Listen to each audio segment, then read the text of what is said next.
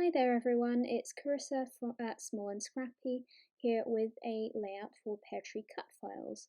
I've used the Poolside Cutfile from the July release to document this photo of my dog and I enjoying some paddling pool time last year. We got him a little paddle pool to keep cool in the hot weather, and I ended up using it a bit too because I was boiling by the end of the workday. So I've started by pulling out quite a random mix of just a bright summery papers from my stash. I think this one I'm using here is from a Bow Bunny collection. And I liked it for the edge of the pool because of the sort of tiled effect, which is on the other side. I'm drawing around it on the B side, obviously, to avoid the pencil marks. I find this way of backing cut files a lot quicker than like cutting the pieces on the Cricut machine, because by the time you've lined everything up and worked out which part of the paper you need to use, I just find it quicker to hand draw and hand cut. And you'll see I'm using some bits of washi tape just to keep the file held down. Honestly, I use washi tape more for holding cut files down and holding paper on the mat than I do for any sort of design purpose these days. But hey, it's still getting used, it's still going towards a crafty purpose. So and I've cut that ring for the outside of the pool now, and I'm just attempting to stuck it down, but I'm having a bit of a battle with my Tombow. It's nearing the end of the bottle and it keeps getting stuck and needing to be poked through with a safety pin, and coming out in massive blobs that I have to smooth out with my finger, which, you know, I tend to end up getting quite sticky hands no matter what I do, so I'm happy to do it that way if that's what needs to be done. And that's that bit stuck down. And I'm just cutting another piece of the same paper but using the other side, the yellow, as a towel. And now I've come back and backed most of the rest of it. Now for the pool section, I had the idea to make a shaker pocket because I sort of wanted to give it a bit of movement like actual water. That was the thinking behind it anyway. So I've just cut out a piece of acetate to form the front of that, trimming it down just so there's no plastic overlapping the edge of the cut file. And I'm making a wall of foam around the edge. I had these quite large foam squares which I was cut in half so they could fit in that space, but they were the right sort of thickness and nice chunky pieces, so I didn't have to fiddle with those really tiny little foam squares, the ones where the backing sticks to everything. Yeah, we all know the ones. And there I am, just backing the cutting the backing piece for the diving board as well, so I can complete the circle. It's really important when you're making a shaker to make sure there are no gaps where sequins can wiggle their way out, especially if you're using any really tiny ones or even glitter, which I have done in the past. And yeah, just taking all that backing off the first layer of foam pads. I do actually go on to double stack it, just to give that little bit of extra space for the sequins to move around on the finished layout, and also again to make sure that all the gaps are securely filled. So I'm coming in with the sequins now, and I've used a bit of a mix of blue sequins from just whatever I could find in my stash really, but a lot from this mix, which is an old Spiegel Mum Scraps mix. I think I got it at a Go-Go Getaway retreat. And I'm just picking out all the blue ones, or most of the blue ones. There was a few left.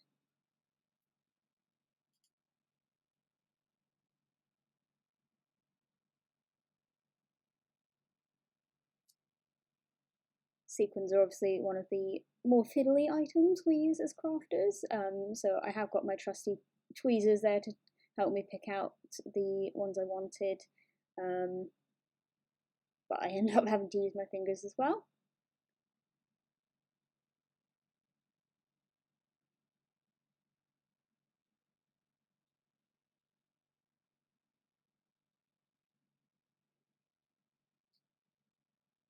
And that was me just showing you the Peartree pieces, which I'm also adding to the shaker. So I don't remember the name of this particular set. I'm not sure it's available anymore, but they're essentially little raindrops or water droplets, and I thought I would throw them into the mix as well. I'm now just making the backing piece for the shaker. And I've used the blue section of that ombre paper you can see to my right, and I do end up using most of the rest of it for my background, which you'll see in a minute. There we go.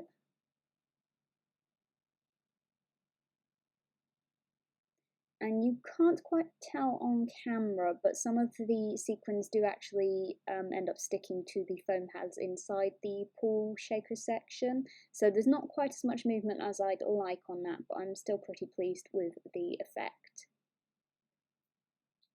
I think if I were to make it again, I would also put a few more sequins in, just so it's a bit fuller, really.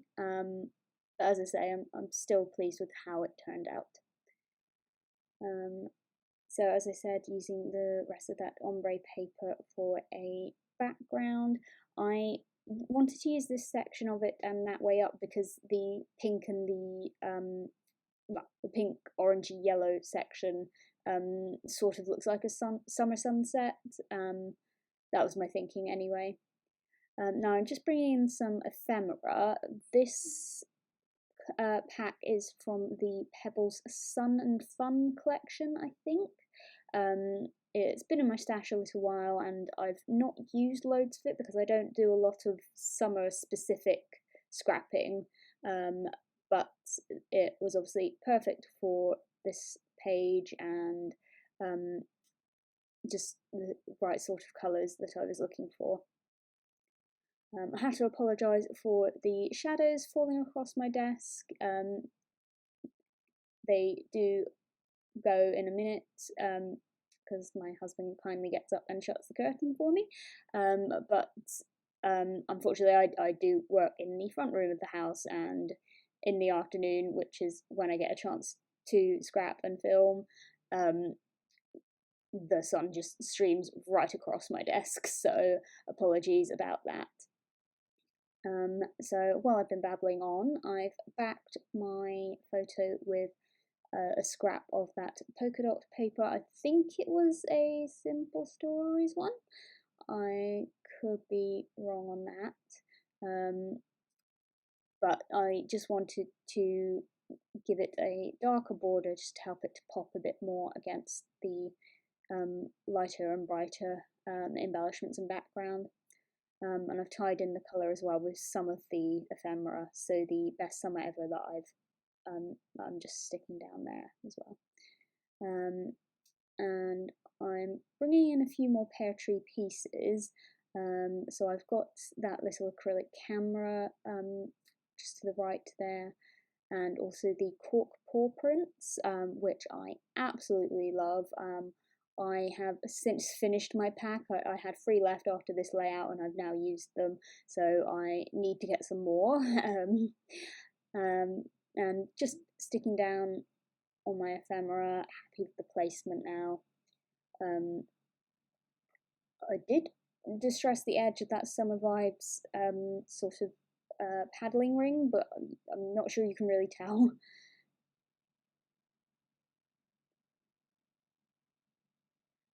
But that's pretty much it in terms of the physical elements.